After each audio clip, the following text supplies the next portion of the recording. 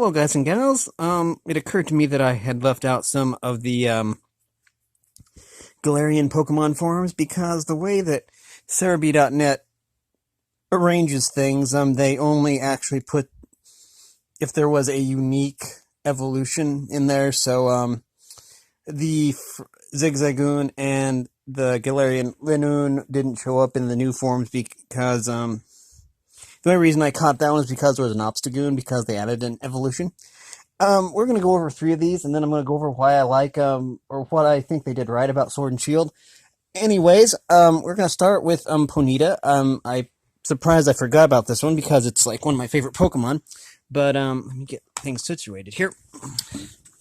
Anyways, the Galarian Ponyta is a, oh, there we go. And then there's the shiny form. And it is, there it is. Fire. Oh, no, it's a fairy type, I believe. I can't. Well, psychic, rather. It was a psychic type. Okay, now, we're gonna, see if I can figure this out. Oh, here we go. It evolves into Galarian Rapidash, which looks a lot like My Little Pony, which is pretty cool. It's beautiful, really. That's the regular one. And that's that one. It is exclusive to Pokemon Shield, and that's one of the reasons I want to actually get a copy of Pokemon Shield. I'm not going to be able to afford it anytime soon, though, because I don't actually have a Switch or anything. But, yeah, I definitely want to eventually play the game. But currently I've just been watching playthroughs, which is fine. Now, it becomes a Psychic Fairy type, which is really a good combination, I believe. And again, I don't remember the weaknesses chart or anything like that, strengths and weaknesses. Now, there is one more that we want to look up, because I forgot about it. And there's probably more that I probably don't remember. Come on, pop up. Oh, there it is. It's Tunfisk. Hope I could type. Stun. Nope. Oh, wait, that's right. Fisk. Stunfisk. Yeah, they added Stunfisk to the game. And, oh, here we are. Galarian Stunfisk. And as you can see, come back. Nope. Where did my window go? My window's hiding from me. Oh, there it goes. There. I must have bumped something. As you can see, it is a bear trap, which is kind of interesting. And it has a little Pokeball in the middle, so it can, like, catch unfortunate trainers or something. Or Pokemon. So kind of a brutal Pokemon, if you ask me. And that's the shiny version. But yeah. Still is a pretty nice Pokemon. I know that some people don't really like Stunfisk. But it's a pretty decent. There's very few Pokemon I don't really like at all. And Stunfisk isn't one of them, because I actually kind of like Stunfisk. But let's check its typing. Steel and... Wait, let me zoom in. Ground. Ground and steel type. Interesting. Yeah. Now, okay. Oh, let me zoom out. Okay, so, anyways. There's a few things I really like about Pokemon Sword and Shield. One of them is the whole camping thing. I haven't seen very many people actually use that feature. But from what I hear, you can set up camp, and wild Pokemon will wander into your camp, and I think that they'll join you without a fight or something. I'll have to look that up just to make sure. I haven't exactly gotten confirmation on that. But there's also really funny videos that take place inside of people's camps. You should check those out. Those are kind of funny. Something else I like, plus you get to play with your Pokemon. Oh, I don't know why I bumped it there, but oh well. Anyways,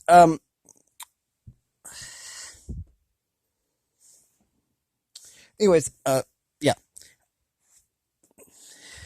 again, you get to play with your Pokemon, you know, when you're at the camp, and you can make curries, and there's apparently some kind of curry decks or something. For the curries you make, you can like put berries in a pot and make curry out of it or something. I don't know. But again, in any of the playthroughs I've seen so far, nobody's really done much with that either. So I don't really know anything about that. But what I like is in previous games, at least up to I'm gonna say Gen 6, I'm gonna say that you actually had to have what people call an HM slave. HM means hidden machine, and usually in order to get to certain areas, you had to like use cut, which don't get me wrong, cut and fly and surf and rock break or whatever it's called. And then there's one where you can climb up walls. I forget what you call that one. But to get to certain areas, you needed like an HM slave, and you'd have to unlearn valuable moves in order to learn an HM in order to get places.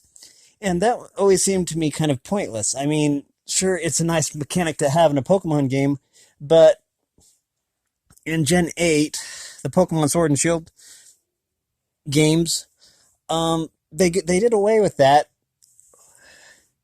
because now you have the bike, and instead of surf, you can basically you get an adaptation to your bike that allows you to drive right across water on your bike. You know, ride. It's kind of like having pontoons. I think that's what they call it on your bike, so you can cross water instead of surf. So you're not like using up a valuable Pokemon move slot for surf. Instead, you just ride across on your bike. And instead of learning fly, you have access to the taxis. And the point is that you can only get to places that you've already been. And I like that idea. The flying taxis take away the need for fly. And so there aren't any more what people would call HM slaves. I mean, having a pointless Pokemon with you that just knows HM moves. And don't get me wrong, the other Pokemon games are great, but I think that in Gen 8 they did it right because now now all the Pokemon have useful moves. And don't get me wrong, the HM moves were okay. I mean, maybe not great, but that's just my take. And again, I haven't played a Pokemon game since Pokemon Gold or Silver, and so what do I know? Anyways, another thing is okay, I lost my train of thought here. Another thing that I like is okay, please hold. Not everybody probably likes the feature, but there's a progression. I mean, the gyms go in a certain order, and I guess that to a certain extent it's always been that way, but this way it seems less forced, I guess, because I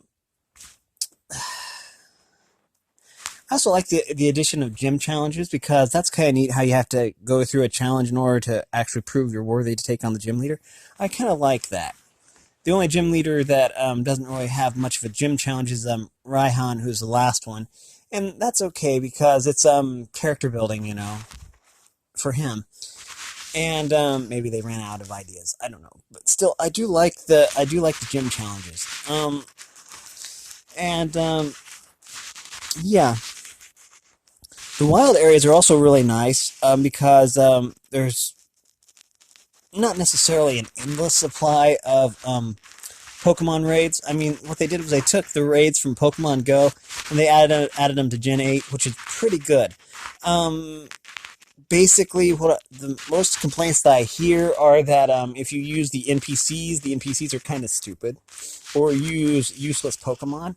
So it's really best if you're going to take on a 5-star raid to have like a group of friends with you, and you do that by connecting to the net apparently.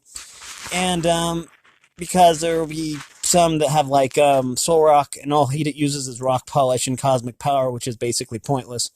And if four Pokemon in the entire group die, faint, then it kicks you out of the raid. which is really frustrating, especially if you're really trying and somebody just has a Magikarp that's just, or a Solrock that just keeps spamming something that's useless. And the NPCs will just keep bringing the Pokemon back, even though it's, you know.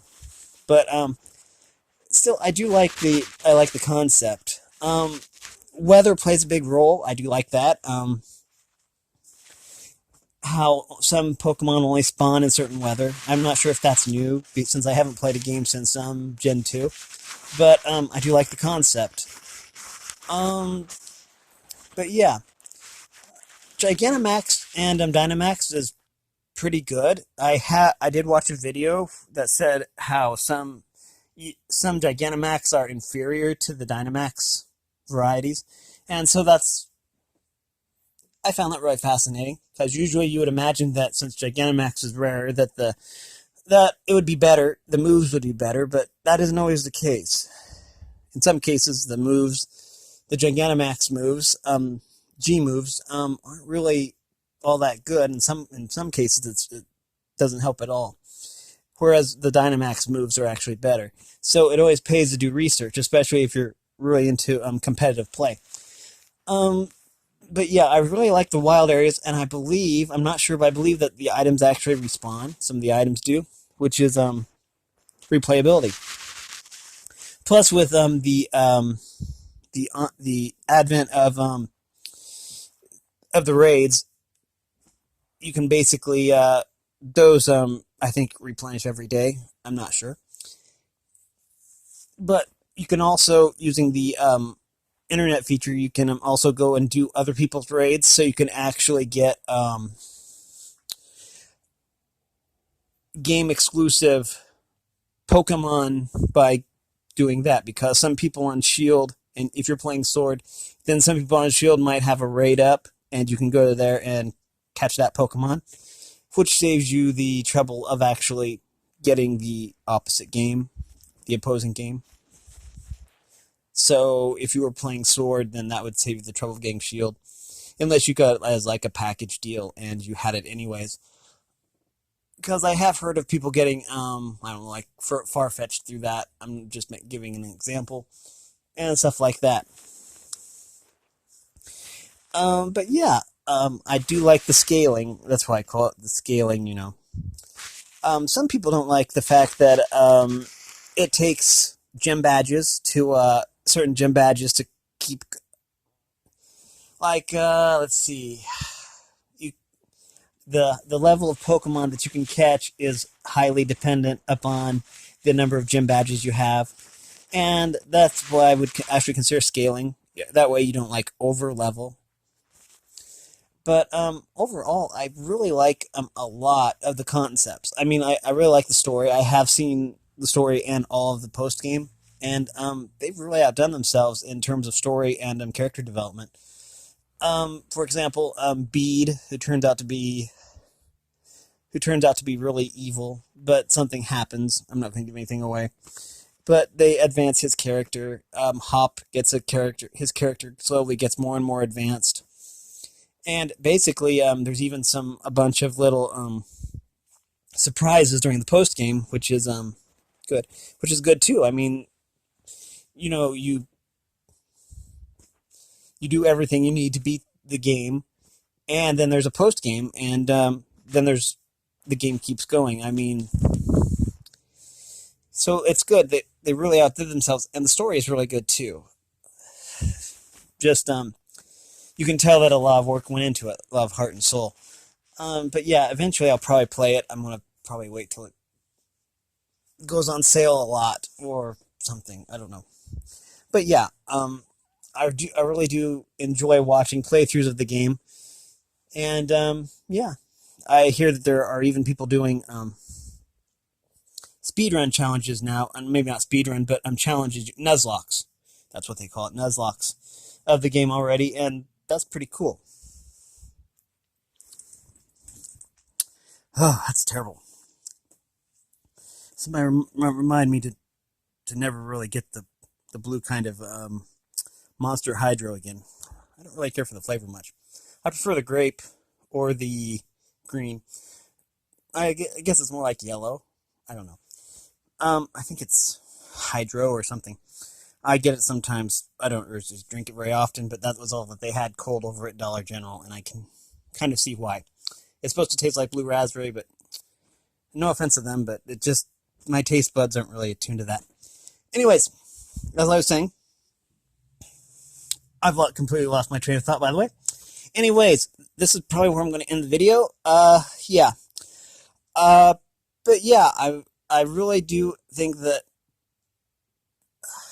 Game Freak or Nintendo or basically whoever made the game, did a good job. But yeah, I know a lot of people are complaining about the game, and some people refuse to play it because of all the leaks. But if you have that mindset, I think you should probably try and play the game if you haven't already. If you can afford to play it. I mean, I can't right now, but if you can actually afford to play the game, then it's probably best to do that, just so you can see for yourself. And I really want to do that. But yeah, what I find is that it's way easier for people to complain than for people to compliment. Just basically because it's human nature, I guess. But usually it's always better. Well, actually, it is always better to actually build somebody up as opposed to tear them down. Sorry, Monster. I didn't mean to tear you down about that drink, but not quite my favorite.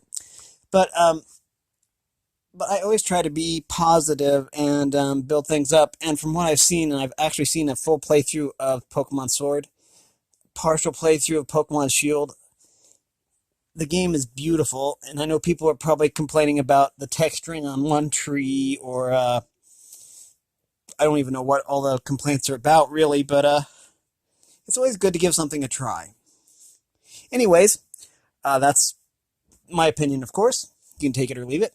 Anyways, I'll try to upload some more videos here soon. I apologize for lack of content. I've had some personal issues, and so I haven't really felt too motivated to actually do many videos. Anyways, as always, thanks for watching, and have a great day.